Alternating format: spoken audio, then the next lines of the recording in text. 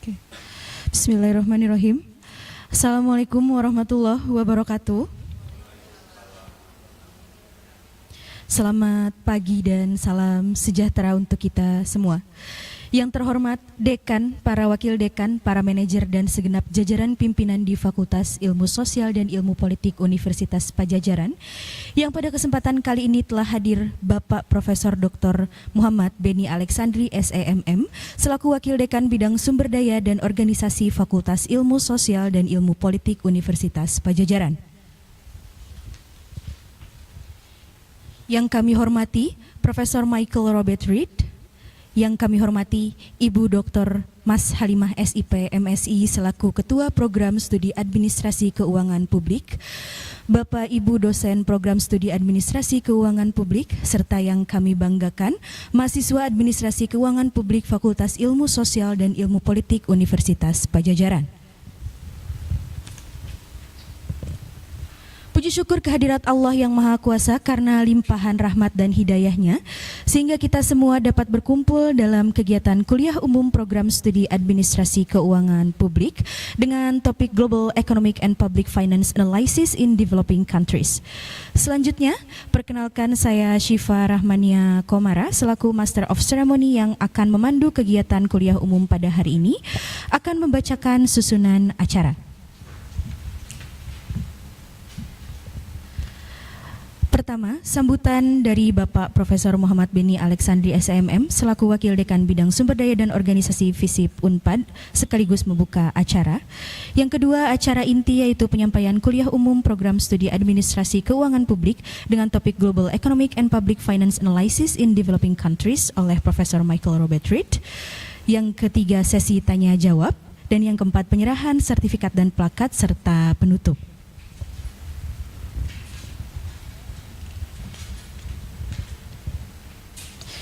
Selanjutnya, mari kita sama-sama mendengarkan sambutan yang akan disampaikan oleh Profesor Muhammad Beni Alexandri SEMM selaku Wakil Dekan Bidang Sumber Daya dan Organisasi Fakultas Ilmu Sosial dan Ilmu Politik Universitas Padjadjaran.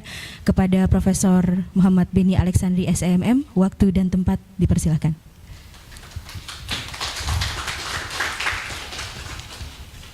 Baik, terima kasih. Assalamualaikum warahmatullahi wabarakatuh. Good morning. Okay, Honorable Professor Reed, welcome here, Professor. Honorable Chief of what AKP in English, yeah? Financial Public Administration, yeah? Financial Public Administration Program, Ibu Dr. Mas Halimah. Honorable Lecturer Pak Azam as moderator, Ibu Siva SMC, Pak Riki, and Pak Saimin. Okay, thank you so much, and our lovely students. How are you? Have you breakfast? Belum. They said no, not yet. Okay, today we have an opportunity to hear from Professor Reed. Professor Reed is a lecturer, professor at the Kentucky University. So all of you can maybe ask about anything, I think, about how Indonesian and US. And actually, Prof. Reed will bring the topic about geopolitics and international trade risks. A little bit different with the title that say by the MC, okay, but it's okay. Professor Reed know everything, right, Professor? Okay, hopefully you can enjoy this lecture and take this big opportunity. Okay, you can ask anything. Maybe you can ask about the opportunity to you to get the master program there at US, or you can, how can we improve our English speaker student, and how we compete as student if we pass from this program in administration, financial administration, financial public administration program. Okay. I think that's all. Enjoy this lecture time. Hopefully you can have many opportunity. So sorry, sir. During this conference, maybe I will leave for a moment and I will back after because I have another meeting this time. Thank you so much. Let's the seminar begin. Thank you. Assalamualaikum warahmatullahi wabarakatuh. Waalaikumsalam warahmatullahi wabarakatuh. Terima kasih kepada Bapak Profesor Muhammad Beni Alexandri atas sambutannya. Masuk kepada acara inti yaitu kuliah umum program studi Administrasi Keuangan Publik dengan topik Global Economic and Public Finance Analysis in Developing Countries. And it is now my pleasure to introduce our expert. He is a professor of Agricultural Economic, University of Kentucky. Ladies and gentlemen, please join me in welcoming Professor Michael Robert Reed. Serta kami persilahkan kepada Bapak Dr. Ahmad Zaini Miftah selaku moderator pada kegiatan kuliah umum hari ini. Profesor Michael Robert Reed dan Bapak Dr. Ahmad Zaini Miftah, the floor is yours. Ya, Assalamualaikum warahmatullahi wabarakatuh. Good morning everyone. Honorable our Vice Dean, Professor Beni Alexandri, and our honorable guest, Professor Michael Reed, and Chief of Public Finance Administration, Ibu Dr. Mas Halima, and Pak Saimin as Secretary of our department. Good morning, everyone.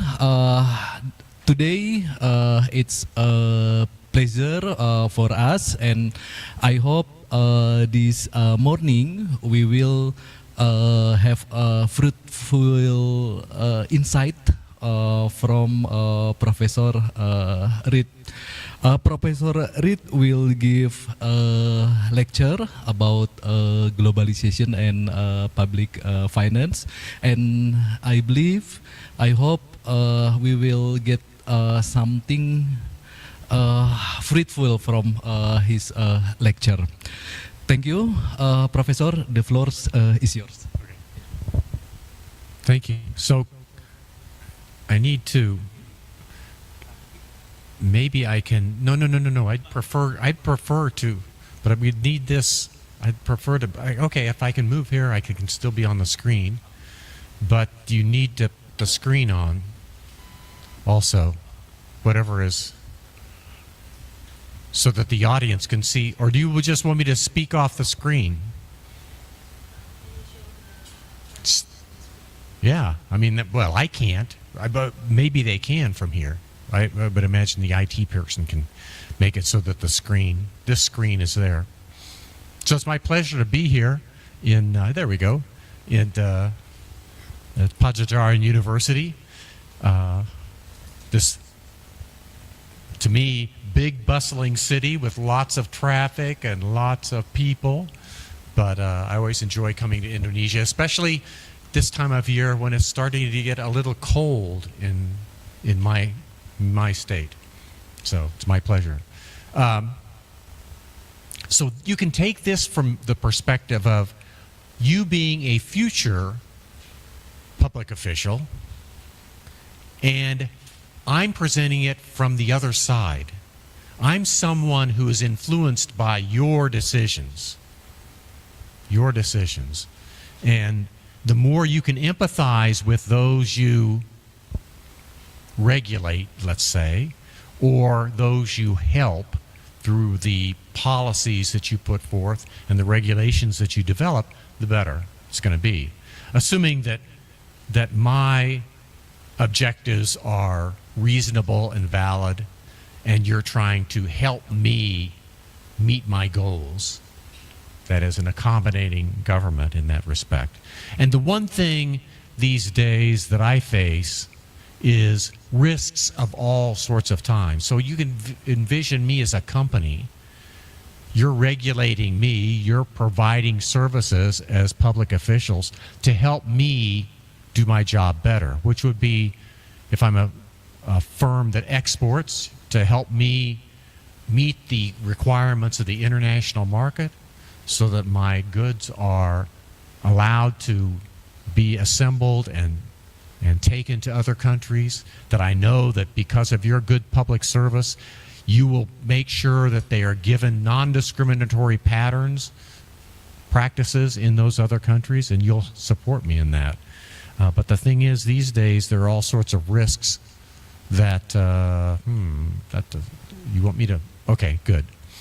So I'm a trade person, really. I'm not a public finance person.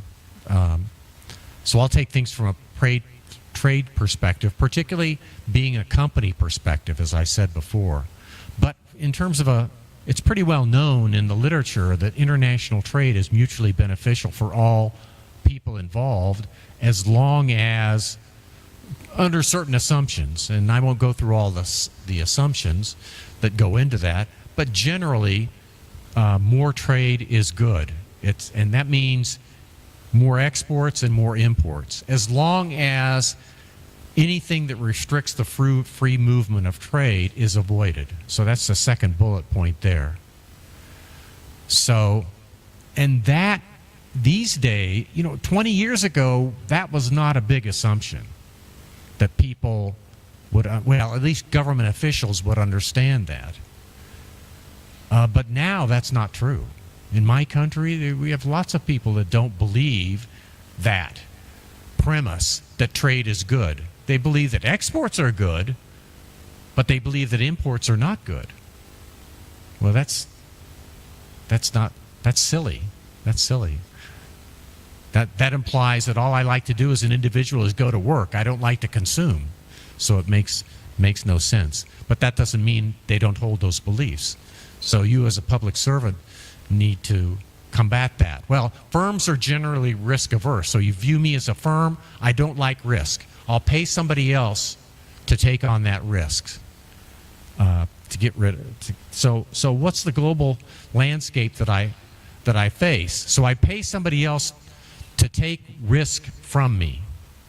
So I can, if possible, if it's an insurable risk, I'll pay an insurance company to cover my risks. But lots of things are not covered by insurance companies. There are risks that I face as an individual, and that is risks I'm talking about uncertainty. Maybe I can put a probability distribution behind various situations that I might face, but the key factor is I'm not sure what an ultimate outcome is. But I have to make a decision. I have to choose, let's say, a branch on the tree, which branch to follow before I know what the outcome is going to be. Therefore, I face risk.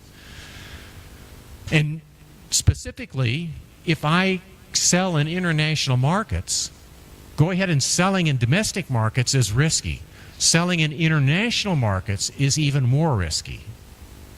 Why? Because if anything goes wrong with my product, if you're here in Indonesia and something goes wrong in Guangzhou, China, it's a bigger problem than if it goes wrong here in the north side of Bandung.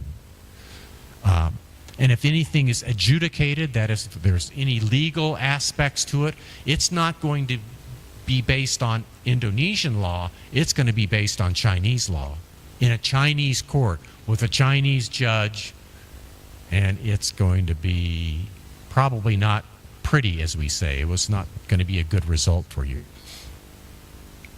So it's highly risk averse, or highly risky. But if you look at a lot of countries, particularly my country, and I'm an agricultural economist, the markets are all outside the United States, the high growth markets. The United States market in terms of food and many products is pretty stable. Now, certain high-tech products, yeah, it's a new product. It has a growth. It can take away from other types of products. But generally, many products are not fast-growing markets in my country. But other countries are growing much faster. So I have a natural inclination to try and take care of that international market and access that. And it offers more growth opportunities for me. But you know what? Why do I trade then? Well, because I have to overcome transportation costs. I I have to get customers overseas. I have to exchange currencies. I've got all these things that I've got to do. I've got to deal with border policies and tariffs, difficulties at the border. Nonetheless, I'm going to trade. Most of these components involve uncertainty, but I've still got to trade. I can't. It opens up markets that are really, really beneficial to me. I lose control of my product also. I mean, as soon as it gets out of let's say the Jakarta port to go to China, I've really lost control of it. Whoever gets it might adulterate the product, might change things associated with it. That's a risk. Could be detained at the border, lost. Yet nonetheless, I'm going to go ahead and go outside and make that, try to export in order to do that. And my product might be particularly suited to foreign customers, some aspect of it. So I might be doing better in a foreign market than I do in a domestic market. Well, one other thing, that I won't talk much about this, but I might be a multinational firm too. And so I might trade, but I might also invest in another country too. That is, have a physical presence, mostly a production or service arm of my company in another country. And that's even riskier than trade. Why? Because I've made investments, I have physical plant and equipment, I have office space, something in another country, and I could lose all that. It's not unusual that countries suddenly decide, particularly developing countries, suddenly decide that, well, they will take over your assets. Why? Because something's going on in their country and they can do it. You might not ever recover that. Whereas in an international trade transaction, the most you could lose is a container of your product, which would be bad, but it wouldn't involve the huge investment that you've made in plant and equipment. But it's FDI, as we call it, is important because a lot of trade among countries is because of foreign direct investment. That is, a Chinese firm might invest in Indonesia in order to ship product to its Chinese company and then maybe ship it to Korea and then finally to Japan, all in a staged process. So about 35% of international trade is between affiliates of the same company. So if you don't understand foreign direct investment, you don't understand trade in a lot of countries. And that continues to increase. And what happens is it's a vertical chain oftentimes. The processing or whatever, the product production or servicing is staged, but the stage occurs in different countries. So a little bit of statistics about FDI and trade. But a key factor that I want to talk about now is that risk is pervasive and it seems to be growing over time. Things are risky, there's more money involved, and the likelihood of something happening seems to be quite volatile over time, with maybe an increasing trend toward more risk. So this uncertainty is a very hot topic of research in economics now, because the really technology that's allowed operationalizing some nebulous concepts. So, and one of those is geopolitical risk. So the fact that you can now get an estimate of what your risk you might face that you could use then to analyze what impact it has on trade. And so there are lots of people in the economic literature that are using various renditions of what I'll go through and explain to estimate risk that a firm faces from geopolitical factors, and then how it then impacts their operations, their profitability, their volume of exports, their pricing, and so on. And it's well known that from this study, Novy and Taylor and RE Stat, that uncertainty with respect to international trade has undue impacts on the foreign imports. So any shock is going to have a bigger trade on exports and imports than it does on simply domestic sales and consumption.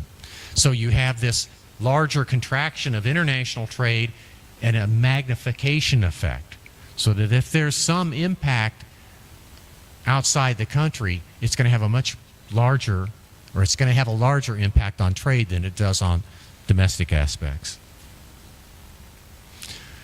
Well, these people ask companies, 1,000 companies, what were the risks that they faced. And this is December of last year, so this has COVID in it.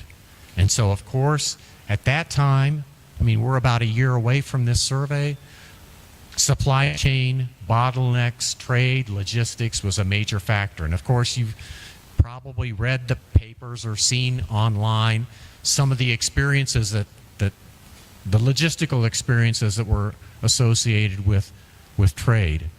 And where West Coast ports in the United States had a backup of hundreds of ships waiting to be unloaded because there was no space for the containers to get them, to place them so that they could be unloaded.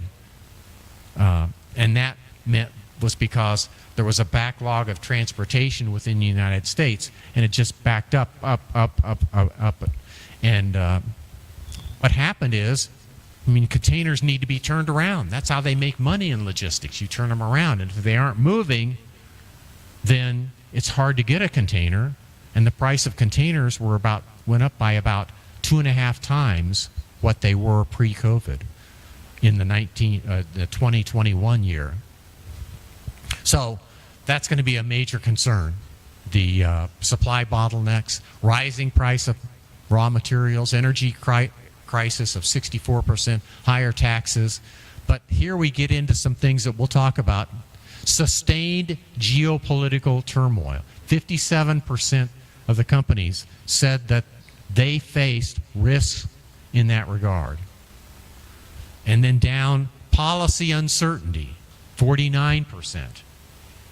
That's going to be, I mean, if you're policymakers, they're worried about what policies you're going to enact to make their job more difficult.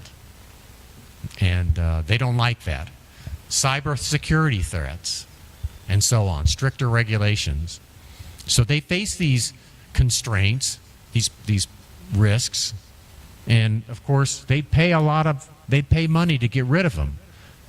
But they can't pay money because they aren't insurable risks.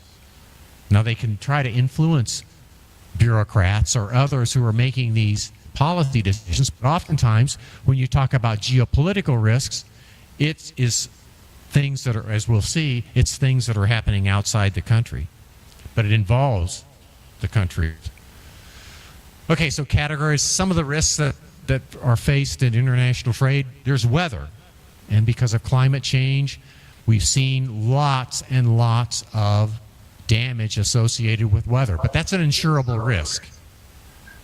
And you can insure about damage for product that has business production losses, damage of physical equipment, damages of processing facilities, and so on. So I won't dwell very long. Diseases, COVID, yes, and we'll probably develop ways of insuring against that risk more, but we don't do a very good job of that. I don't know what's happening. Getting feedback, I think. Okay, wars, the war in Ukraine, war in Gaza, all these things crop up suddenly, and what happens? There are disruptions to the supply chain. There are embargoes or policy changes that influence things. It's just not good for business. Increased competition is a risk. Suddenly somebody else introduces a new product that competes with your product in the international market, and you lose market share. You lose the amount of sales that you had before. Technology could come about to put you out of business quickly if a new technology comes about, or it could enhance your business greatly. You don't know. But now we'll get at some things that you as individuals might have some influence on in your policy and regulatory jobs. Institutions can make things less risky because they regularize what is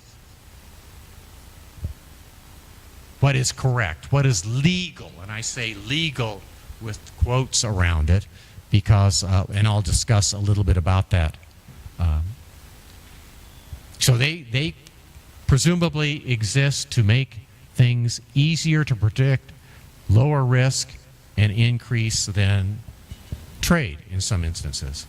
Political and cultural risks, national security, that is that suddenly the president of Indonesia says that we don't like what's going on in Australia for these people or these Indonesians that are working in Australia, and we are going to wreak some havoc on imports from Australia. And if I'm an Australian company accessing the large Indonesian market, I lose from that. They might slap a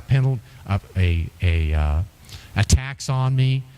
A customs official might look at my product and if it's a food product, say, well, there's something wrong with this. It stays in the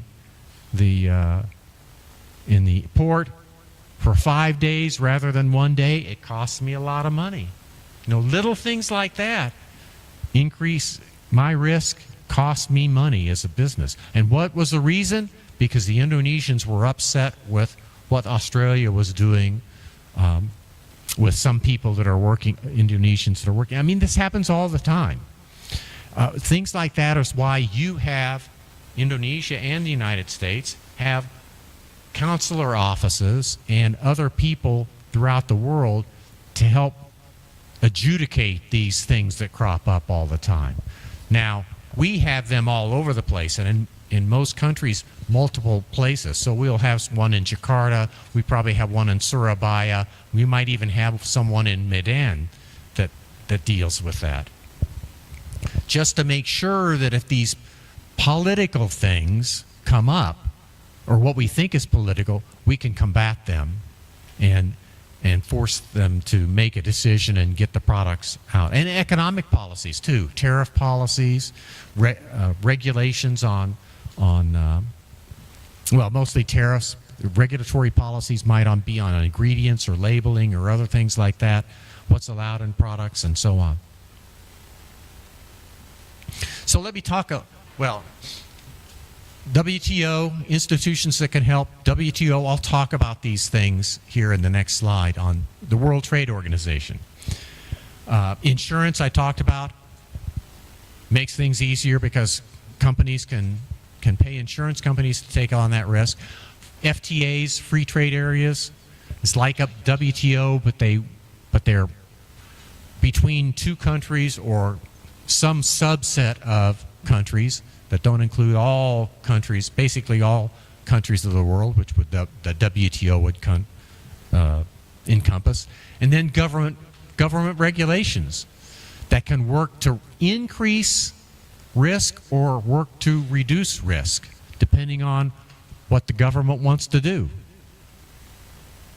You know, and they make changes. You have changes in the election, some of the bureaucracy. Well, in my country, if there's a change in the political party of the president, so many bureaucrats lose their job. And so, because they have called political appointments, and they are oftentimes the head of regulatory agencies. And one political party will have a very different philosophy in most regulatory aspects than another. So and that change can be good for you, or it might not be good at all. And between those two parties, it's not always good for all products. It's going to be good for some products, neutral for others, and bad for others. And as a company, I don't know who's going to win the election, and I'm really not sure what it's going to mean for me either. And that influences how my firm operates. I'm looking at 2024 thinking, I don't know, I'd like to do this, but I don't know what's going to happen. So, a little bit of how does GATT, General Agreements on Tariffs and Trade, and WTO principles work here? How do they reduce risk? And GATT is the name of the organization just after World War I when it was formed, and we'll talk about that a little bit as a geopolitical issue here in a few minutes. But and it became the WTO in 1996 as a more encompassing organization whose overall objective is to what? Do you know what the WTO's overall objective is? You don't? WTO's objective is to increase trade. It's simply to increase trade. And so what it's trying to do is do everything to regularize trade, reduce the risk so that there's no, and everybody joining that club is supposed to say, that's a principle. They're supposed to be for trade. Trade is good. Now, I don't have time to get into this. I teach a class, or taught a class that dealt with this, but there are a lot of countries now that have joined in the last 20 years who really don't believe those principles. They don't believe that trade is good. They believe that trade is bad, and they won't abide by those principles as much as they should. Every little chance they'll cut corners and do things that would violate these principles. But anyway, principle is you can think of us all as, each one of us is a member country of the WTO. So I'm China, it's the United States' favorite country, so I'll be China, and you can be the US, and you can be Indonesia, and so on. So all these members are WTO members. First principle is reciprocity. Anything I do to help trade with one country, I do to everybody else. It's fair, right? We're all a member of the same club. We treat each other alike. And in fact, we've agreed when we became members of the club that we were going to treat each other better than we did before, because we're going to help trade. Because we know that consumers will be better off and our producers will be better off too. The second thing is there's no non-discrimination among countries. I can't discriminate, charge any tariff that's different among any of you. You all get the best tariff, or what's called the most favored nation's tariff, associated with any product that I have. So there's no special deals for you unless there is a free trade area. And in that case, if I have a free trade area with some of you, I can have a differential tariff, but that tariff has to be zero. I mean, that's really the WTO principle. That doesn't always happen, but it's supposed to happen that way. So I can have a free trade area with these 6 people over here. And you might have a 5% tariff for this product. They have a 0 tariff as part of the free trade agreement. Third principle is transparency. You can't hide your regulations. You must be transparent and publish them and make it very clear to what and you must uphold those also. Well, you can tell that's very, very difficult to do, to police. And there's no WTO police force out to make sure that the members do what they say they're going to do. In fact, the whole organization operates only as well as the individual countries abide by the principles. And if so, if one country over here decides that they aren't going to, I mean, in certain cases, they aren't going to follow GATT rule or WTO rules, they can go ahead and do that. We might sanction them in some way. We'll see that in the end here, but they, I mean, they're a sovereign nation. They can do that. There's no international police force that's going to invade them. But we're going to give political pressure on them to do the same. National treatment is the fourth principle, and that is that domestic firms and domestic goods are treated as, foreign goods are treated the same as domestic goods when they're in the country. Same thing with foreign firms. They're treated the same. So, you learn a little bit about my state. My state is Kentucky. The largest Toyota manufacturing plant in the world is in Kentucky, maybe 20 miles from my city. Toyota gets the same treatment as General Motors does in Detroit, or Ford does in Detroit, or any others. It's the same. It's goods that are shipped from Japan, once they enter the U.S., are treated the same as the same product that is produced by Ford or Chrysler or Honda or any others. So you get the same treatment. There's not differential treatment. And finally, if there are damages, that is, if this country over here to the right didn't follow the rules, and I can show that there's damages, I can get compensation for that. And so there are dispute settlements. It's a fascinating organization, but there's a complex dispute settlement procedure. But ultimately, if they decide that that country cost money, reduced exports by my firms, and I could document that, we would have to negotiate what compensation they would have to give me. If they never really negotiated any settlement, then I could put tariffs on their products that are coming to me. So then they would have a different tariff, a higher tariff, than anybody else for some subset of products. Now that's funny, because when I put a tariff on their goods, who loses? My consumers. My consumers lose, because trade, imports are good, exports are good. But that's just the only way that the system can operate. So institutions, particularly WTO, is important. But the reality is it's only as good as the member pledges. National sovereignty, that is national independence, the fact that nations can do exactly what they want, is always a problem. Always a problem. You're battling that all the time. I mean, people in the United States don't understand the WTO, and they don't want to listen to this organization that all these other countries are part of. I think it's natural to be, when you don't understand its reason for existence and what benefits it comes from. Dispute settlement is always up to the individual member nations that are involved, and if the nation walks away, the only thing you can do is increase the tariffs on their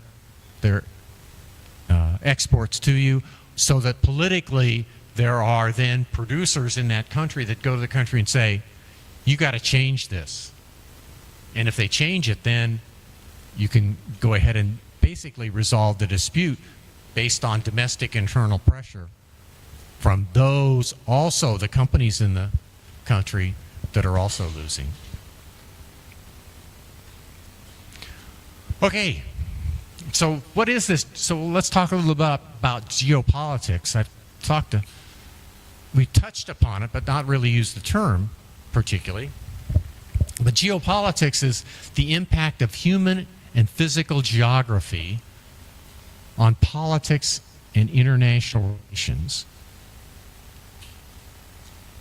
So it's basically geography and people and what influence they have on politics and international relations. So it's basically nations dealing with each other based on being separate physical entities.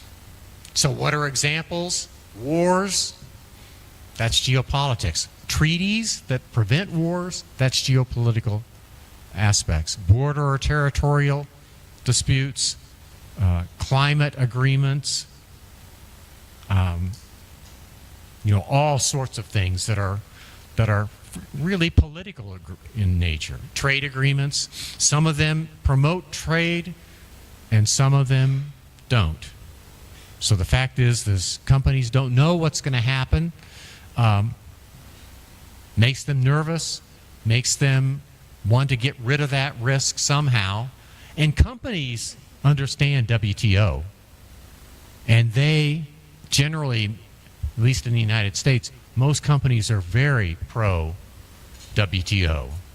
They might be frustrated that the dispute settlement doesn't always work very fast or doesn't always resolve issues, but they try. And climate agreements and trade agreements are important too. So let's see how the structure, as I get older, I seem to be a historian a little bit, an economic historian a little bit. So let's see how the geopolitics has changed since World War II. Now, World War II, when was World War II? It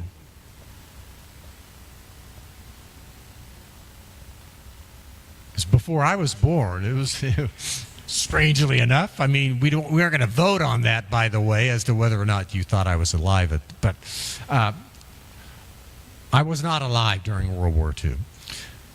Basically, from 1938 to 1945. The First World War, it was in the early 1900s, and that was called the war to end all war. And it wasn't long before they had another war. And finally, the people who won, the countries that won, decided to put together all sorts of institutions to make sure there wasn't another war. Another war that was so destructive and so many people died and took so long. And so one of the institutions that they put in was WTO, as we'll see, or at that time it was called General Agreements on Tariffs and Trade. And the whole premise was, if you trade together and you have development assistance, you're not going to shoot at each other. You're going to understand one another. You're going to have mutual interdependence.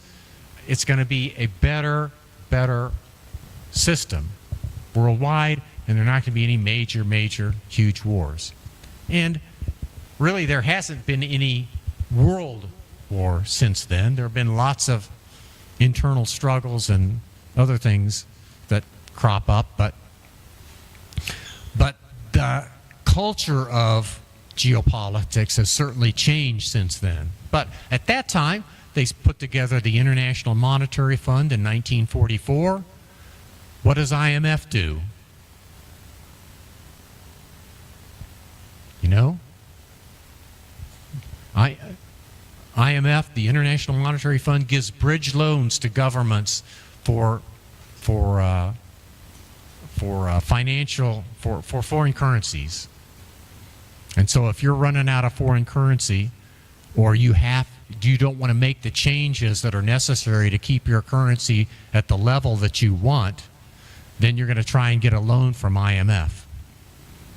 And particularly in those days when they had fixed exchange rates, that was very, very important. The World Bank was put together in 1944, a development assistance fund, really mostly not loans, mostly just assistance for projects. Sometimes now loans, but not so much so. The United Nations was formed in 1945, so a negotiating a body that would study issues, discuss things among countries. So a forum that politics and international affairs could be discussed and disputes would be hopefully resolved among nations, so that if you're talking to each other, you aren't shooting each other. And then the next one is the GATT in 1947, changed to the WTO in 1995. So that's the whole idea that you trade, you don't shoot at each other. So that was an important. So this whole idea of world harmony, reducing barriers, getting among countries, getting countries to be active in multilateral things was very, very important. And and then the next thing is the North Atlantic Treaty Organization, NATO, which really didn't get a whole lot of, you haven't heard about NATO until very recently, but NATO's been in existence since 1949, and the whole idea is that it's an alliance of basically North American and European countries to prevent, okay, so all these first four institutions and other institutions too were put together as fora to discuss things, but just in case, realize that if you invade one member of NATO, all the other members of NATO are going to attack you. So just in case, if it comes to arms, or you're thinking of attacking a NATO country, you don't. And so that, with the war in Ukraine, there wasn't much talk about NATO. NATO hadn't had many new members at all. Turkey was a relatively new member, but that was 20 years ago. Suddenly, we have 3 countries that are moving into NATO because of geopolitics, because of fear of the world today. Well, so the politics became disruptive almost immediately because there was the Cold War between the United States and Russia between 1947 and 1991. 1991 was the fall of the Soviet Union. By then, many of what we call Eastern or Central European countries were really satellite countries of the Russians, and we didn't like it, and we did everything we could. There was, of course, a nuclear arms race between the Russians and the United States. There was a lot of disruption there in terms of oftentimes countries like Indonesia or other countries, are you for the Russians or are you for the United States? And political pressure, so the UN would have its divisions, and some countries would be non-aligned. Indonesia was one of the leader of the non-aligned countries, but anyway, it's a geopolitical aspect that things changed immediately. Then you had the Chinese Revolution that finalized in 1949 and had gone on for a long, long time, but finally in 1949, and there for a while, almost immediately, there was a war in Korea that the Chinese were involved with, which is at the bottom here in 1950. And so this peace, the whole idea of peace was not around very long, with the Chinese helping the North Koreans invade the South. Establishment of Israel in 1948. Geopolitics, very controversial, even today, as we know. Other important events, the partitioning of India was a big deal in 1947. India was a British colony, and a whole country, and then partitioned into East and West Pakistan, and India in the middle, and ultimately now Bangladesh, Pakistan, and India. So those are disruptive things, you know. And so India was on the side, you know, India would take a side in the Cold War, and Pakistan would take the opposite side.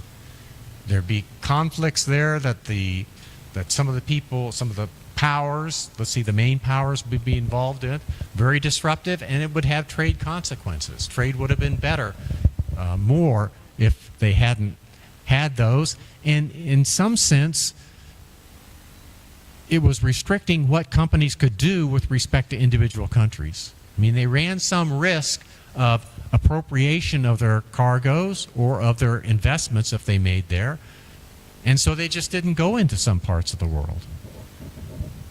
And but now the next item is the establishment of the European Coal and Steel Community in 1951, which you now know of. There was only 6, I think, or 3 countries then, and then there were 6, and now there are 27, I think.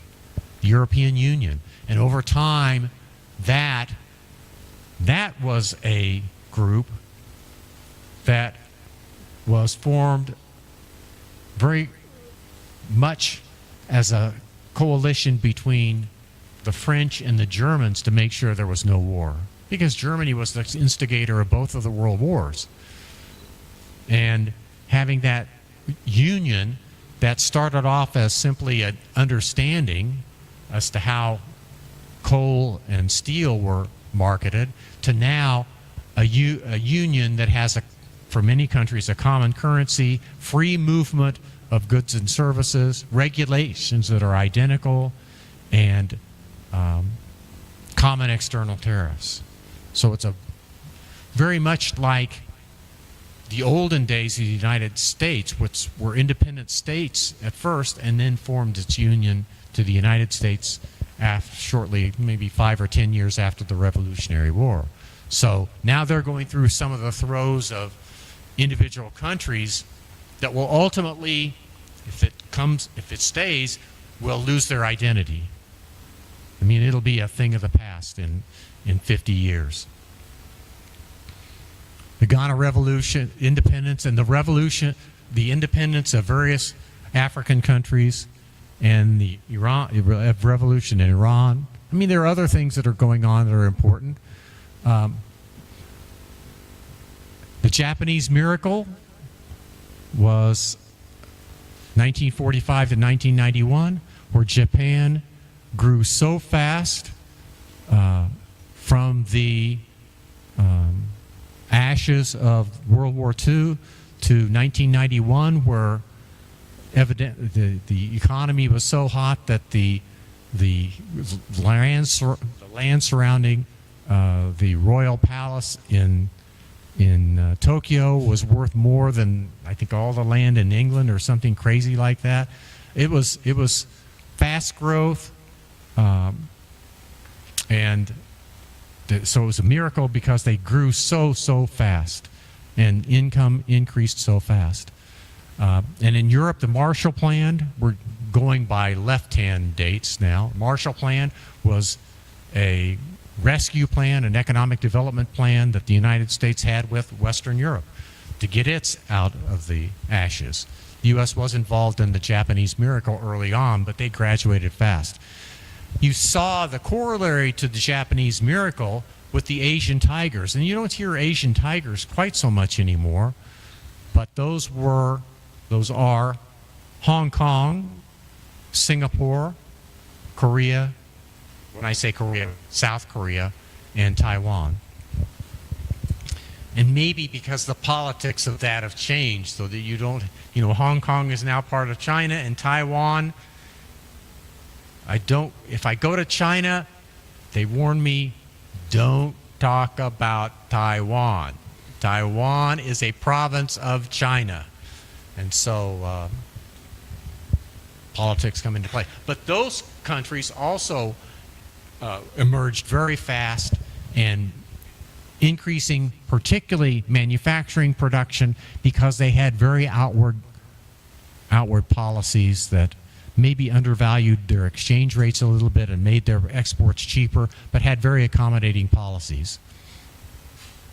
The emergence of China in 1978, maybe of all these, for what we have seen, is the most important. 1978 was when they announced the reforms. I first went to China in 1988, and at that time I took a student group to China, and at that time, well, my wife has blonde hair, and Chinese marveled at my wife's blonde hair. Now, we weren't the first delegation from my university to go, so there was a redhead that one time. She really got a lot of attention. But when we were there in 1988, there was no crime. There was no crime in China. And the reason for that was nobody had any money. You would see on the streets, if you saw a car, nobody owned a car in China. They were all owned by government officials. So it's very different. They had announced the reforms. They had little free markets around, and they had friendship stores that we could buy things in. But for the most part, it was very, very restricting, very poor, everybody dressing the same drab way. And suddenly, they start changing policies. And then in 1994, was it 94? Yes. I was in China again, and they were announcing a policy, and we discussed it with someone in their Ministry of Agriculture, where he said that the rural areas of China could send, let's see, my recollection, I think he said 750 million people to the cities and still have the same level of production. So that was twice the size of the United States. Maybe it was 350,000, something like that. But all those people basically had zero, from an economic viewpoint, zero productivity. They could exit, and other people could simply take up for whatever they did. So they were surplus laborers that couldn't be employed. And so their economic development policy was to move those people slowly towards the border.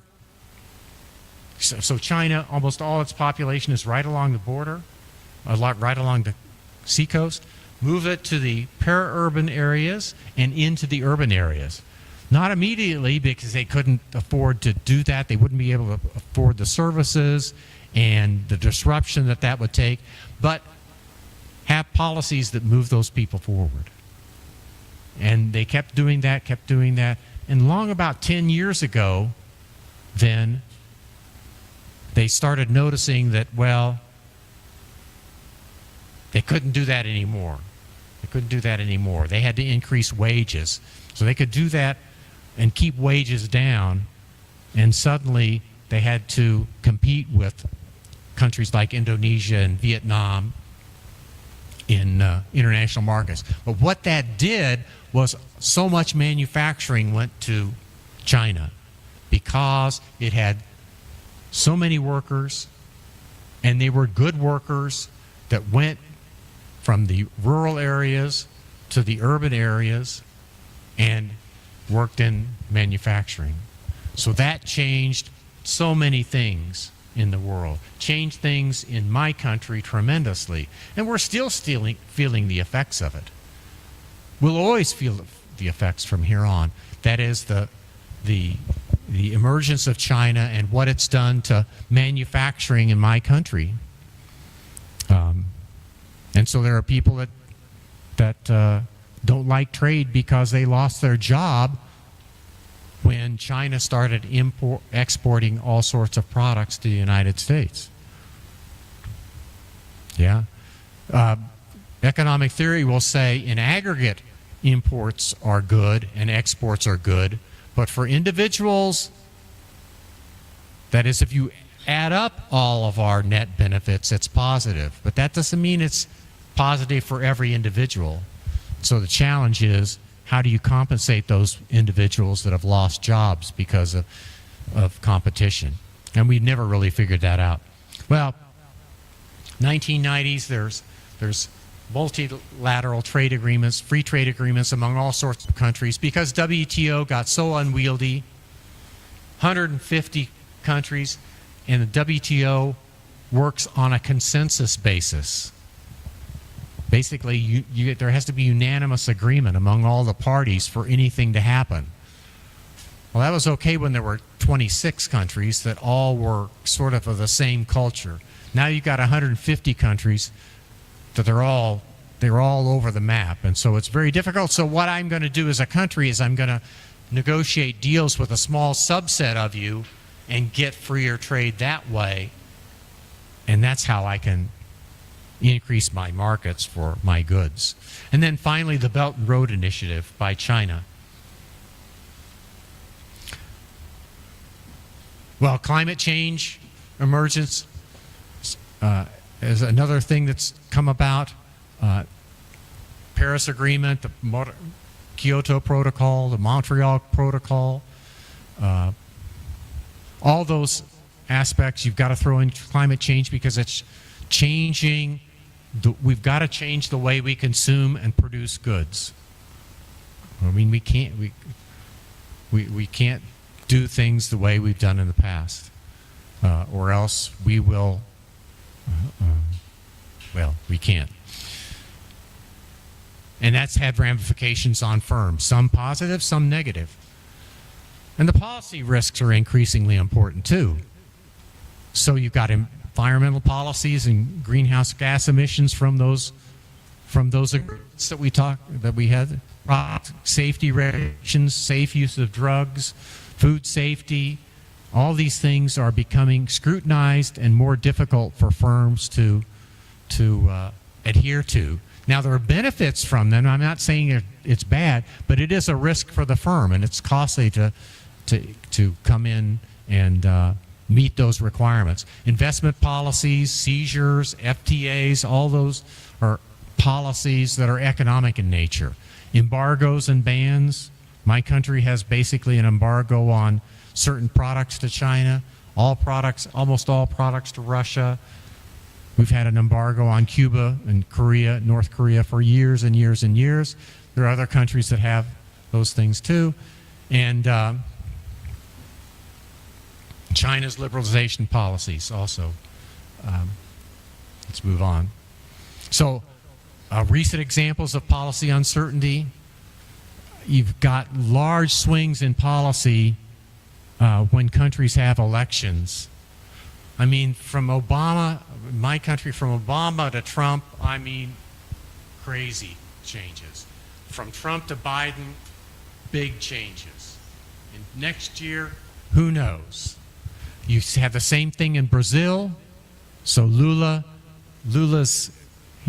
6 years ago, Lula was in jail. He'd stopped, and Bolsonaro is there, having totally different policies, and now Lula's president again. It's just crazy.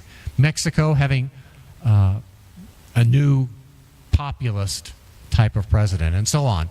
The diminishment of the World Trade Organization has been very, very important. It's really not a functioning body anymore. The dispute settlement is about the only thing that goes on, and it's very, very difficult. Brexit, huge. I mean, the British decide to get rid of it, and all of a sudden they don't know what their policy should be. Populism as a political system all over the world. Offshoring, the whole idea of to reshoring. About 5 years ago, was the idea that these logistics have been so disrupted that we need to take the things that went out, those investments that went out of the country, bring them back in, reshoring. Well, that didn't work. I mean, companies aren't going to do that, but politicians would try to develop policies to do that. Now it's nearshoring. Make investments that are close by, or friend shoring. Invest in your friends so that you don't have disruptions in the trade. So all these things are making politics very difficult. More things, boycotts, Korea versus Chinese can boycott the government could get people all stirred up about various things, and so they basically consumers decide to boycott Japanese products or Korean products. Why? Well, because of the atrocities that happened in World War II or something. I mean, it's crazy. So all these things are happening. I need to get going here. So what does the future hold? I thought I had something else here. I want to show you something.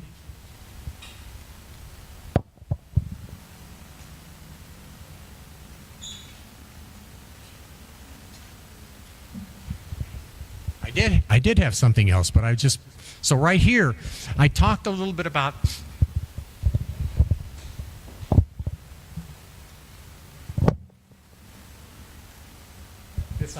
this idea of a policy uncertainty index. And really, it's high-speed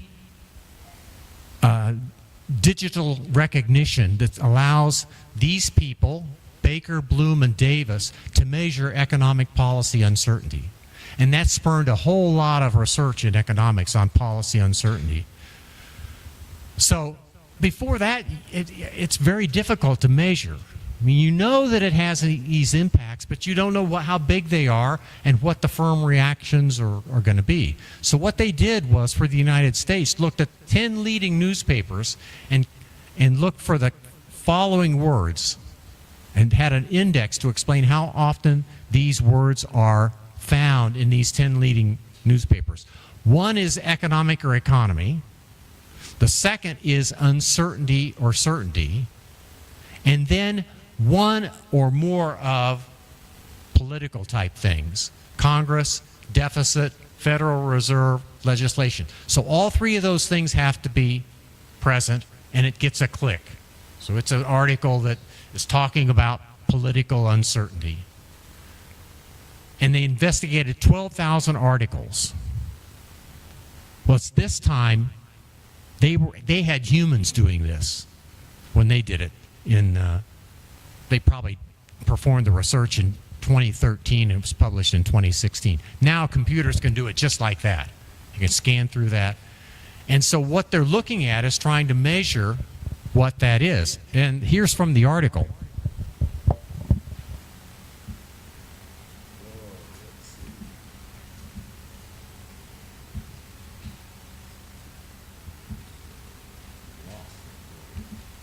So here's political uncertainty for the United States since 1985.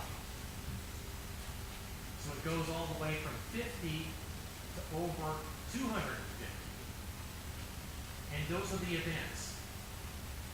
So in 1988 was what's called Black Monday, when the U.S. stock market fell by a large percentage, over 10% in one day. So people lost billions of dollars. Gulf War, Clinton election, another financial crisis, the Russian crisis and the fall of TCM, financial company, Bush election, 9/11. One of the very top parts, when the World Trade Center was destroyed, Gulf War, and so on. So you can see some of these recent years have been crazy. And before that, it's been a blip every once in a while, but some stability. And this doesn't, I mean, you can imagine what the index would be right now with all the issues that are going on. So, sorry, the people who were away. Sorry. So that's. And as public servants, you need to try to reduce all that craziness. Now, you can't. There are going to be external shocks that happen all the time. And so if you're in a company, you have to recognize that might happen, and you have to plan for it. in case. But anything you can do to reduce those types of shocks is important. I've probably gone on long enough, so let me turn it over to the moderator and do whatever you want. Thanks. Okay. Yeah, thank you, Professor Reed. And before we begin to next session, please we will give a warm of round applause again for Professor Reed. Yeah, we will entering the question and answer session. So I will welcome both for the audience from the online or offline audience to give a question or opinion from you to Professor Reed. Yeah, is there any question? Yeah.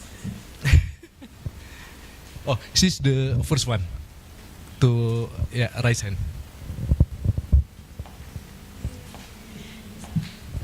So my name is Studi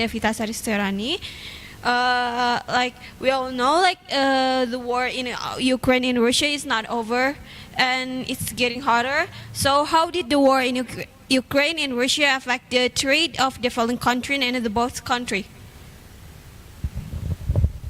So let's see. I did a presentation.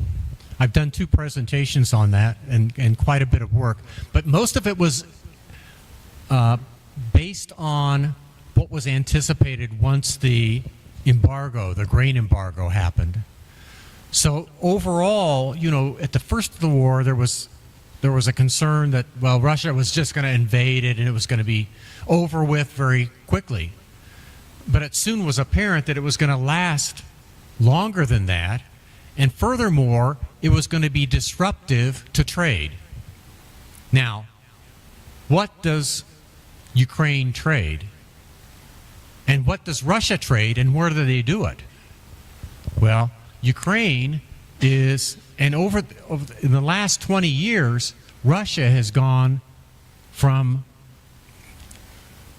importing wheat back to its role many years ago to exporting wheat. And all that wheat goes through the grain areas of Russia are right above Ukraine. Now, Ukraine exports all sorts of corn, wheat, barley, sunflowers, sunflower oil, and Russia, some of those also. So the fear was that disruption of all those was going to happen because the Russians were bombing, and there was a fear that they weren't going to allow exports, particularly of Ukrainian grain. And at the time, the Ukrainian grain was there to be exported in order to then receive the new grain to put into storage. And so the world was really afraid of that. And what happens was that prices went through the roof because of Ukraine being such an important grain exporter and Russia being an important grain exporter in various things, particularly wheat for the two. And so prices were crazy, highest prices we'd ever seen for those commodities. As it turned out, what happens is if you let markets adjust, it takes time, but they adjust. So the combination of people making adjustments in where they get grain, and then the agreement that Turkey brokered to allow shipments out of Ukraine, and therefore shipments out of Russia too, mitigated the problem. But the issue was that most of the Ukrainian and Russian grain would go into less developed countries of the Middle East and Africa, where there was a real need. It was not exactly that somebody in New York City would have to move from bread to rice or something like that. It was that someone in Egypt would not be able to have bread flour to produce their staple food, their rice. Bread flour is basically Egypt and much of Africa's rice. But the deal went through, and sort of disaster was mitigated. There was an increase in hunger. The World Food Program would say that there were multi-million number of people that were hungry because of that, but it wasn't the disaster that it could have been. And the same thing with gas. Russia exports gas, and there was a real fear that the Europeans were going to suffer horribly because it would turn off the gas.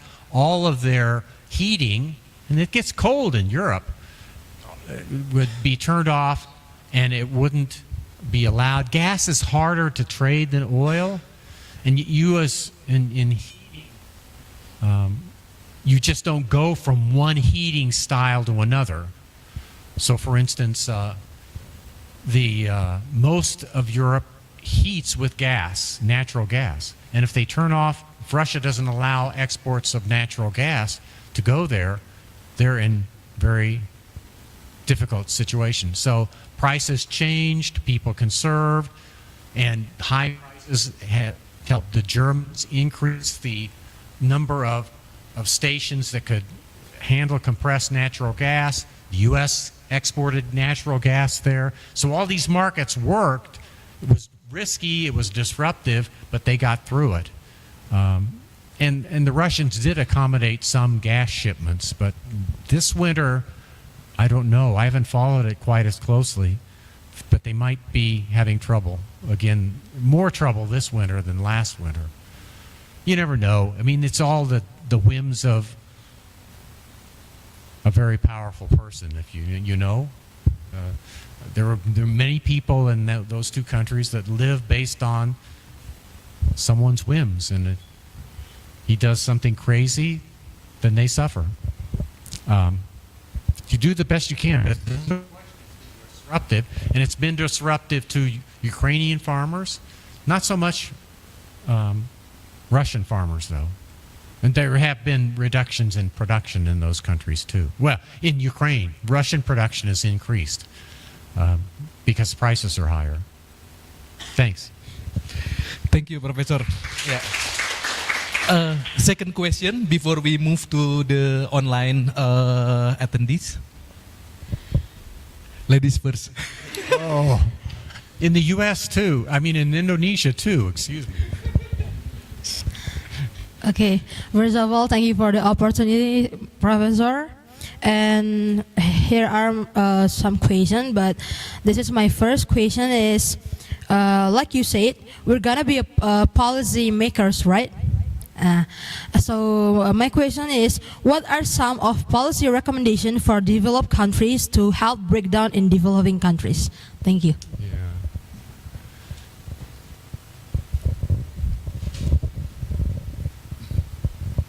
Yeah, I mean, it's difficult. I'm not a development economist, but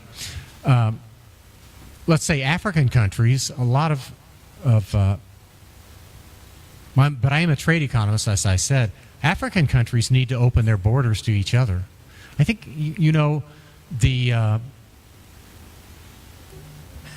this whole idea of developing countries generally exporting certain goods to developed countries and having that linkage is easy to do, and it can be profitable at some times, but it's not a long-run strategy.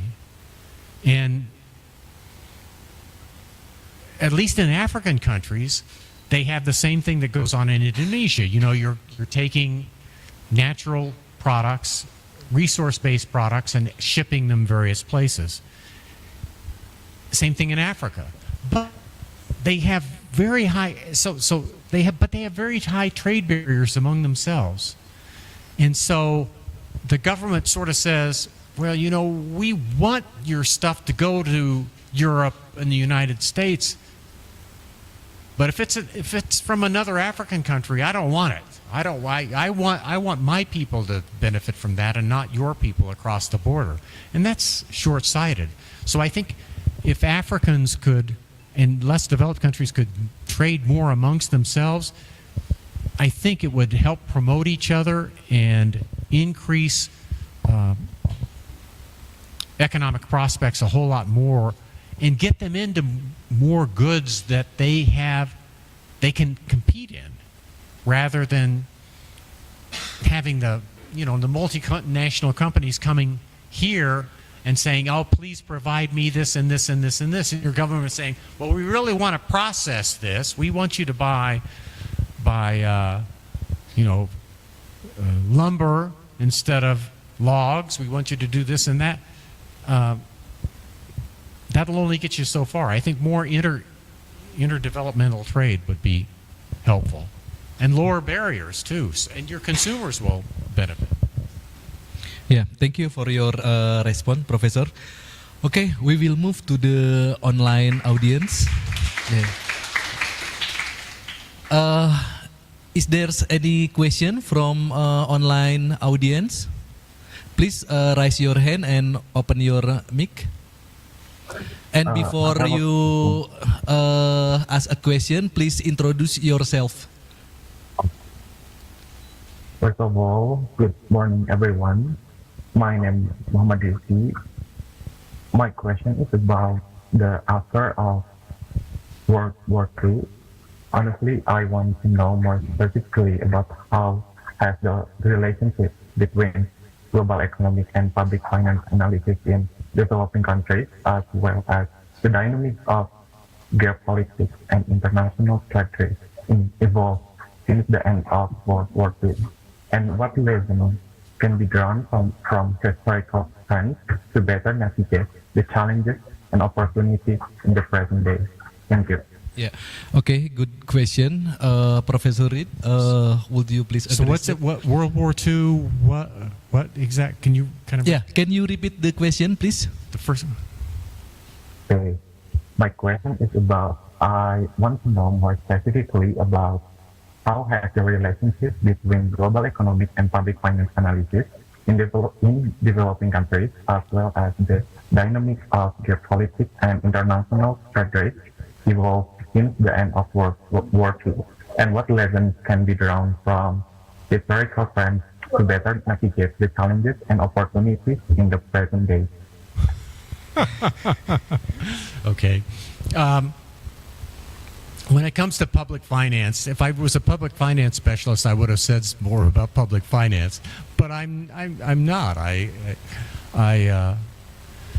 think that in terms of development, I think it's pretty clear that if you look at that, well, we know there are huge barriers to get over the sort of the hump, and that hump would be sort of a income level of a strong middle class. And the fear now is that China's never made it. It's never made it, and it's never going to make it because it's already reached the peak of its age distribution, and now it's getting to be an old country already. So but in Taiwan, the Asian tigers, I think it's clear that at least at that time it was possible for them to basically mobilize resources that they had, particularly labor, but also technology that they could mimic from other countries to move up the value chain from raw product production to light scale manufacturing to heavier manufacturing. But the way they did that was very different even among the four countries, with Korea having a very state-oriented development path, with the more of a Japanese, where you had the chaebols, they called them in Korea. That is the companies that had all sorts of conglomerate things. Very different issue in Taiwan, and Hong Kong taking a free trade approach, and Singapore also taking free. So I'm not sure there's any lessons exactly that you can say, well, this is the approach, because if they would have, we would have come up with it. We know in general that you need to get out of low productive work. And the most common low productive work that happens in less developed countries is agriculture. But the challenge is getting people, I mean, agriculture can be dispersed. But when it comes to manufacturing and other things, it needs to be more agglomerated, which means you have to have larger pools of people together. That naturally lends itself to a city or an urbanization context.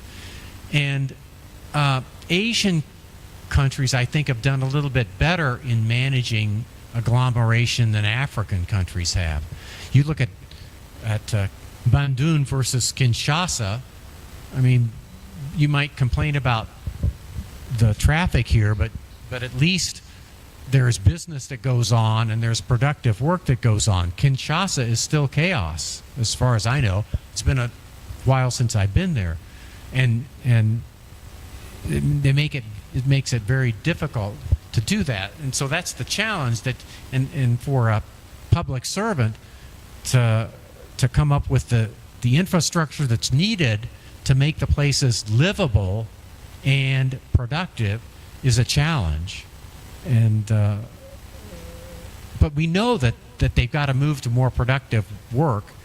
But how that happens is the key factor. And of course, the race is that everybody's developing, everybody's moving forward. And so if you're already far back, you've just got a long ways to catch up. So it's a challenge that I don't think we've done very well at helping. Particularly with high population. I don't know. Maybe I answered part of the question. Okay, thank you, Professor. Yeah, I believe we still have time for one more quick question from the attendees here. Okay, first of all, thanks for opportunity. Let me introduce my name. My name is Diponegoro Prawirodirjo. I am from Public Finance Administration 2023. As we know, the global warming is getting worse by the day. And so how these situations affect commodity prices such as food and energy, which can affect investment decisions, inflation, and global economic growth. And is the impact greater on the developing countries or developed countries, and why? And the second is, what steps can countries and international organizations take to address the economic impact of climate change? Thank you. Yeah, thank you. Please, Professor. Yeah, a very encompassing problem and a very encompassing question. I mean, we're so far behind in moving to where we need to go. You know, the scientific community kind of knows what can be done, but I mean, truly, the world community is banking on technology ultimately to save us. Now, with respect to, we just need to change the way we produce and consume things. And if we did that, we still wouldn't quite make it, I guess. We still wouldn't be where the experts would say we need to be. But we need to make decisions that are based on costs, really. I mean, if you're an economist, you need to base it on costs. But one of the costs that we don't incorporate is the external cost of CO2 emissions. Why?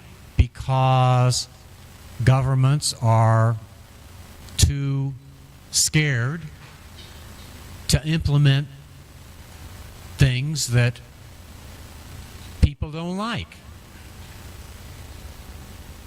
I mean, a good solution would be to tax things based on the pollution or the greenhouse gas emissions and the damage thereof, and Governments could have lots of money then to subsidize people or their consumption or invest in other means by which to reduce the greenhouse gas emissions, fund research that's going to get that carbon capture or provide money for, but consumers in most, well, let's say taxpayers in most parts of the world don't want to do that. So instead what they want to do is subsidize things. You know, and you're going to be, when you talk about public finance, in most countries, public finance is deficit finance. Whereas if they were going to really tackle a climate program in a, what economists would say is a rational way, strangely enough, there'd be plenty of money because it taxed the heck out of you if you were buying pollution causing products, or as a company if you were spewing out greenhouse gases in your production process.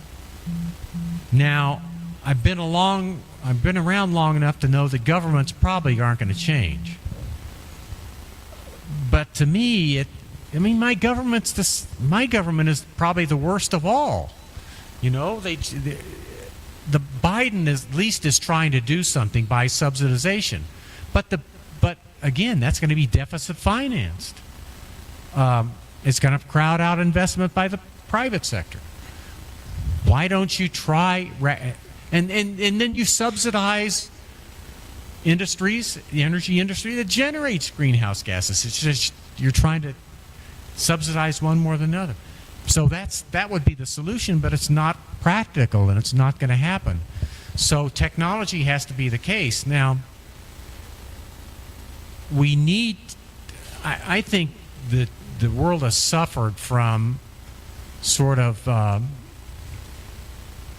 two big countries and the reluctance of them to be involved in climate change negotiations. But in defense of my country is that the Europeans have liked the negotiations and pledged all this. But if you look at the countries, developed countries that have cut emissions more, we've cut more than the Europeans. Now, simply because relative prices have encouraged us to do that. And so we've moved to, regulatory-wise, we've moved away from coal for energy, for electricity generation and towards gas. We've done some other things that have, because the technology has allowed us to do that. But we really need to do more, because really it's pretty clear that most of the extreme changes are at the extremes. That is, at the poles, the Arctic and Antarctic, and at the tropics. That's where in the United States, yes, we're finally seeing big changes due to climate change, but it's not as much as other countries that are less developed and more vulnerable. I mean, here in the United States, it's that there are not people losing their lives due to climate change. Now, they might have loss of income, and they don't like that very much, but they need to realize there are people in the world that are very vulnerable, but it's a big problem, you know, and we don't, you know, what can I do? You know, well, everything you can do is going to help, but if you can advocate more action, then it'll be better. But I think ultimately the only way out is technology. That's the only, and really it's carbon capture technology. We realize that it's like the stock of stocks and flows. The stock of greenhouse gases is only going to increase in the next 20 years. So it's already bad. It's going to get worse. The only way you can ever get it back to where we were before within any reasonable time is to take carbon out of the atmosphere and use it in some way. And there are amazing things going on. But they need to go faster. They need to go faster. So, I mean, it's sad. It's Yeah. Okay. Thank you, Professor. Actually, our master of ceremony asked me before, could you please, if we give you one last question, yeah, from online audience. Please introduce yourself first. Okay, good morning everyone and Mr. and Prof. Reed. Let me introduce myself. My name is Billy. I would like to ask about the role of institution in reducing risk. How does the World Trade Organization function as a rule-based institution to reduce risk in international trade? And what is the role of free trade agreements in managing trade risk? Sorry if this has been said before in the presentation, because my internet connection is not good. Thank you very much. So I know if I'm a company that in the World Trade Organization, I know what the tariff is going to be. I know that I'm not going to. If all the people in the World Trade Organization uphold the rules, I know that in general tariffs will only come down. They can't increase. And in the round, I mean, I didn't go into all the aspects of WTO, but WTO has rounds, and they focus on various products and services in each round. And trade barriers go down. So I know it's going to lower. I know that it's illegal or against WTO rules for any of the countries, and all the main countries are in WTO. They can't change flippantly their policies as they could before, because they often have to be MFN tariffs. I know that if there's a dispute involving my product and I am in the right, that I might have some retribution that'll come about. But there are issues. I mean, there are overriding considerations with WTO in that WTO is a government-to-government organization. So if I try to sell my product from the United States in Mexico and a Mexican company discriminates against me, I have no retribution. I can't do anything. WTO doesn't protect me in that way as a company. They could have a policy that changes so that they want a particular ingredient out of my formulation. I have nothing that I can do against that. Whereas in WTO, if suddenly the Mexican government says, you can no longer use this ingredient in your formulation and import it to Mexico, I can say, give me a scientific evidence. You must have scientific evidence to support that, or I'll take you to a panel dispute. So there are limits to WTO and what it can do, but it gives me some solace that trade will be regularized and it won't be so crazy. It won't be so. And WTO issues now, they're working on trade facilitation. That is making the whole process of trade better, more transparent, lower cost, so that I know exactly what has to go on, and some customs official that didn't get enough sleep last night doesn't detain my shipment for something that's illegal. I mean, they can do that, but unless the government says don't do that, you can't do such things. So it helps in that regard. There was something about less developed countries, though, in your question, too. What else did you ask? Do you remember? But anyway, WTO helps out in that regard. Did you have some aspect of the question that involved? About the institution, Professor. Well, what the role of institution to managing the risk.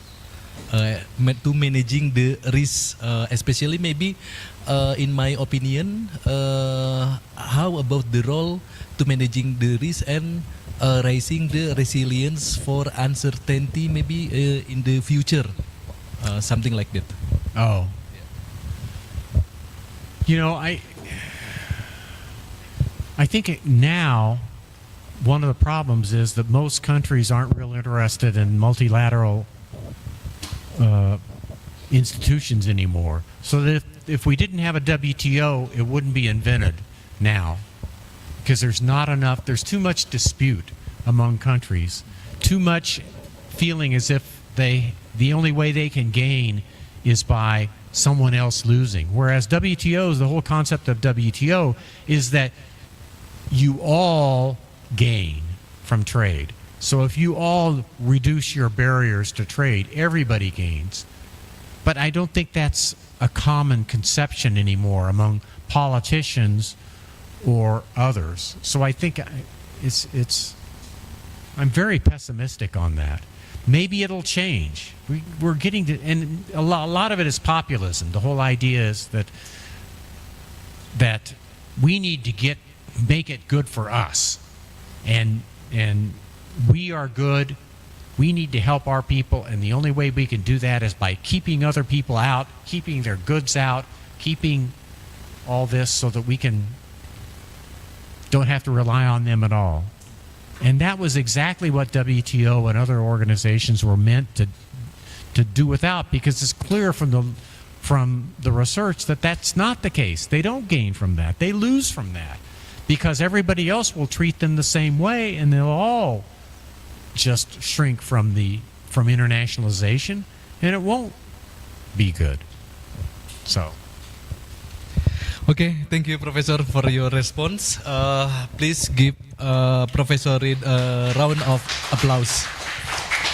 So, before I give back my mic to Master of Ceremony, on behalf of Department of Public Finance Administration and all the participants, I would like give you sincere gratitude, Professor, for your sharing, for your we appreciate your time, your sharing knowledge to our academic community, and we hope for the opportunity to welcome you back again in the future, maybe, Professor. Yeah, thank you, Professor. Yeah. Ibu Siva. Okay, once again thank you for the insight, Professor Reed. Baik, acara selanjutnya itu penyerahan sertifikat dan plakat kepada narasumber kita, Professor Reed. Kepada yang terhormat Bapak Dr. Riki Satya Muharam dan Bapak Dr. Ahmad Zaini Miftah untuk bisa menyerahkan cindera matanya. Mangga.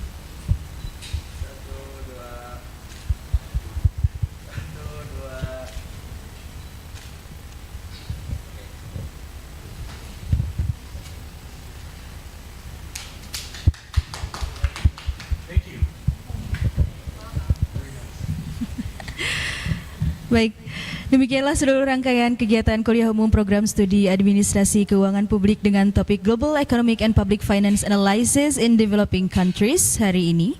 Saya selaku MC mohon maaf apabila terdapat kesalahan dalam bertutur kata. Terima kasih. Wassalamualaikum warahmatullahi wabarakatuh.